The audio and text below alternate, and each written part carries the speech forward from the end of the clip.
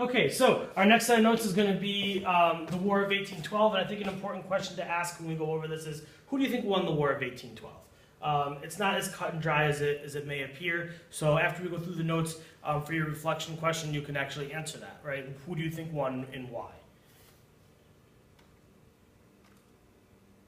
Okay, so looking at the causes of the War of 1812. Many people still had negative feelings towards Great Britain. The British were kidnapping Americans, okay, in the ocean, right, on our ships. And this was an act known as impressment, which is one of the word-wall words that we'll definitely go over during this unit. Impressment really did lots to anger a lot of Americans, right? These British sailors are accusing American sailors of acting as part of the Navy, which they weren't, and kidnapped them for the most part. Another important cause, it deals with the territories. If you look at the green area here, this is the Northwest Territory, present-day Michigan, Ohio, Illinois, Wisconsin. But Americans began moving west and settling in this area that was really inhabited just by Native Americans. Natives, because they felt threatened by the Americans, started forming alliances with Great Britain in order to protect themselves. So the British would send troops into the territory, which really was a territory that was for the United States. The Treaty of Paris, 1783, guaranteed that land to the U.S., and now the British were sending troops there to support Native Americans.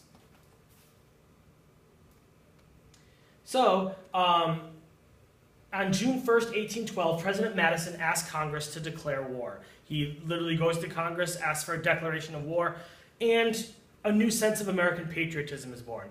We're only a generation off from the American Revolution, so a lot of the kids who are now adults grew up with the Revolution or grew up with their parents talking about the Revolution. So a lot of these people still had very negative feelings towards Great Britain.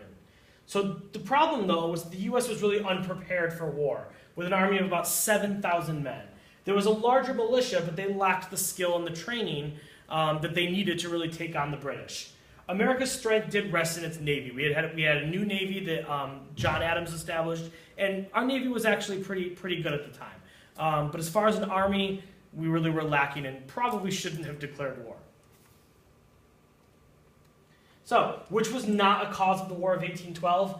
British Indian alliances, British forts in the West, British reclaiming U.S. land, or impressment. Okay, and really it's the British reclaiming land, sea. They did have some forts in the West, they did have alliances, and they were impressing our soldiers.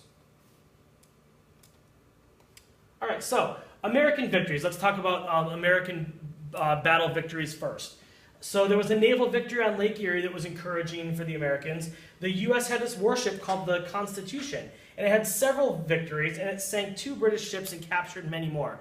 The USS Constitution is still around. It's still a commissioned Navy vessel, even though they would never use it. And it's in the Boston Harbor, so you can actually go tour it if you're ever in Boston.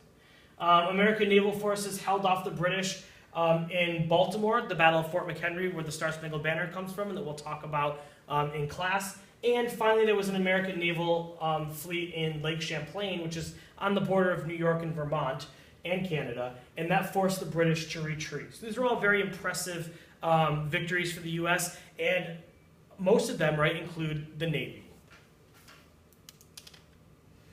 Okay, so British victories. Americans tried to attack Canada, right? They thought, you know, we wanted to be free of Great Britain. These poor Canadians are still under British rule, so we're going to go free them and liberate them. And as they found out, really, the Canadians wanted to be under British control. So they mistakenly thought the Canadians would want to be free, and their invasion fails each time. In August of 1814, the British marched into Washington, D.C. and burned the entire city to the ground, including the Capitol building and the White House. This was in retaliation to the Americans coming in and burning down the Canadian Capitol. But President Madison and his wife, Dolly, narrowly escaped. Dolly is credited with saving the official Washington portrait, right? She rolls it up and puts it under her arm and takes off before the British come and burn down the White House. Madison is the only sitting president to be attacked by enemy soldiers during a time of war.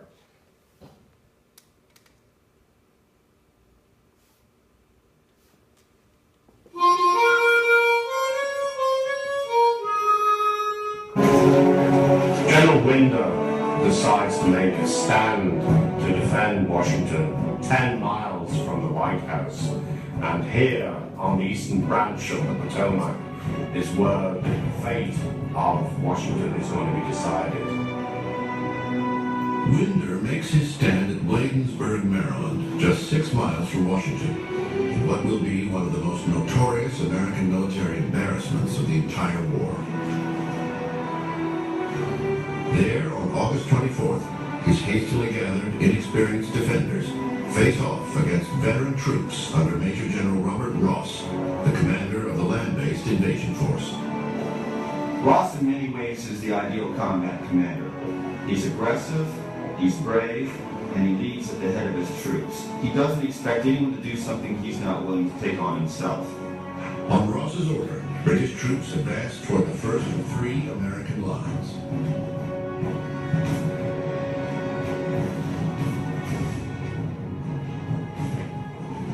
They quickly outflanked the defenders and forced them to retreat. As the British moved toward the second line, American artillery blasts the oncoming light brigade. Despite this deadly onslaught, the second line begins to break. Most of the British soldiers under Ross are veterans of the Peninsula War. They've been up against some of the best troops in the world, the French.